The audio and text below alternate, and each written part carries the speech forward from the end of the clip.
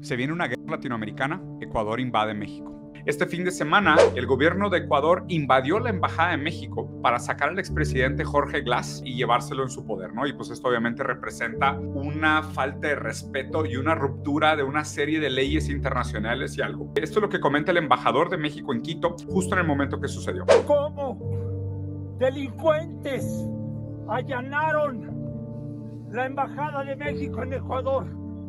Esto no es posible. No puede ser. Es una locura. ¿Se lo llevaron al señor Glass?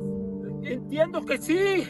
Estoy muy preocupado porque pues, no hay ningún fundamento para hacer esto. ¿Aviso previo? No. Que esto pueda pasar. Esto es totalmente fuera de toda norma. A ver, geopolíticamente hablando, hay una cosa que le llaman el Triángulo de Litio, que está entre Bolivia, Argentina y Chile, que es una región de Sudamérica que tiene muchísimo litio, y geopolíticamente hablando, esa región siempre ha tenido un interés muy importante para Estados Unidos. Esto se ha visto históricamente con la manera en cómo Estados Unidos ha perpetuado decenas de golpes de Estado, no solo en el Triángulo de Litio, pero sino en todos los países cercanos, y sobre todo en los países que también tienen una gran influencia portuaria, como es el caso de Ecuador. Ecuador tiene puertos muy importantes.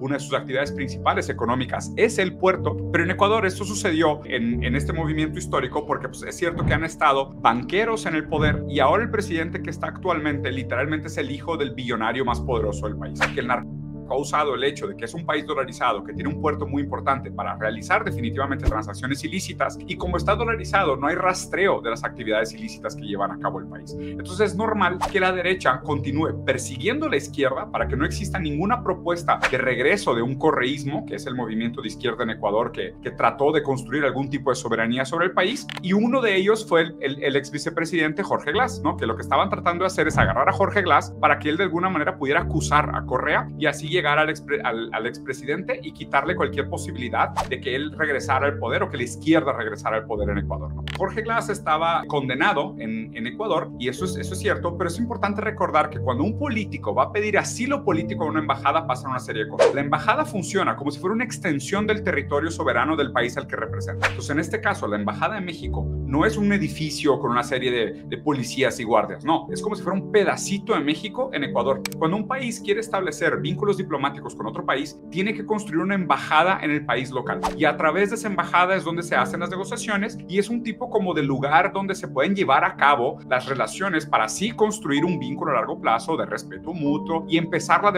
la diplomacia política como debería ser. Entonces el hecho de que la policía de Ecuador haya entrado a la embajada de México es como si fuera un tipo de invasión. Mucha gente estaba criticando de que si México debería o no haber dado asilo a Jorge Glass. Aquí hay un artículo sumamente importante en la ley internacional que dice que un país que recibe un preso político también se reserva el derecho, en caso de que ese preso político sea víctima o esté condenado por un tipo de persecución política o cualquier tipo de crimen, el país que lo recibe dice, yo voy a revisar por qué lo están condenando. Y esto explica también por qué cuando salió la condena de todo esto, todo el mundo salió a condenar a Ecuador. Y esto fue prácticamente unánime. ¿Por qué? Porque a fin de cuentas los presidentes lo que quieren es por si les hacen persecución política, su colchón de caída, su red de seguridad es que existe el asilo político. Entonces, claro que tanto un presidente de izquierda como un presidente de derecha condenaría la invasión de una embajada, porque ellos mismos, presidentes, están pensando, güey, si mañana a mí me hacen una persecución política, yo me voy a ir a esconder a la embajada de un país con el cual tenga buena relación diplomática o con el que esté alineado ideológicamente y desde ahí me escapo o desde ahí busco que revisen el por qué me están condenando o por qué están haciendo la persecución política. No estoy usando esto como ningún ejemplo para darle ni la razón ni la contra, simplemente les estoy planteando el contexto para que ustedes entiendan cómo se está haciendo esto. La verdad es que hay muy pocos casos documentados en la historia de invasiones a embajadas. Inmediatamente México hizo una ruptura diplomática con Ecuador, incluso hablaron ahí de suspender, pues obviamente esto va a tener implicaciones no solo políticas, sino comerciales y pues definitivamente sociales para la gente. Dice mucho sobre nosotros hoy en día